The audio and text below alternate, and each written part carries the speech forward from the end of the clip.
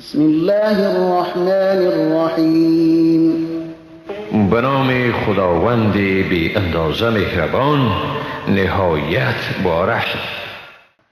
إن الذين كفروا لن تغني عنهم أموالهم ولا أولادهم من الله شيئا وأولئك هم وقود النار. کسانی که کافر شدند نی داراییشان و نی اولادشان هرگز ایشان را از خداوند بی‌نیاز نمی سازد و همین هایند آتشگیره دوزخ. كدأب آل فرعون والذين من قبلهم كذبوا بآياتنا فأخذهم الله بذنوبهم والله شدید العقاب. عادتشان مانند عادت فرعونیان و کسانی می باشد که پیش از آنها بودند.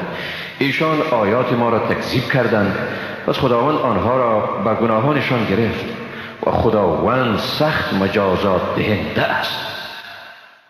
قل للذین كفروا ستغلبون وتحشرون إلى جهنم وبئس المهاد. به کافران بگو به زودی مغلوب می شوید و به سوی دوزخ حشر می گردید و چی بد مسکنی است دوزخ.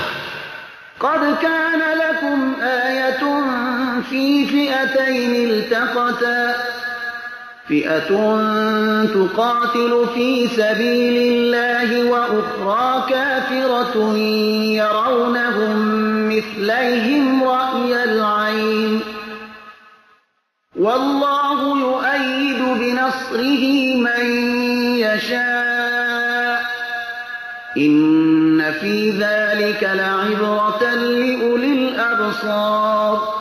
حقا که برای شما در دو دسته‌ای که با هم در کارزار روبرو شدند نشانه ای بود. یک دسته در راه خدا جنگ می کرد و دسته دیگر کافر بود. آنها یعنی کافران ایشان را یعنی مسلمانان را به چشم خود دو برابر تعدادشان می دیدند و خداوند هر کی را بخواهد به یاری خود تأیید می کند. حقا که در این رویداد برای مردم صاحب بینش پندی است.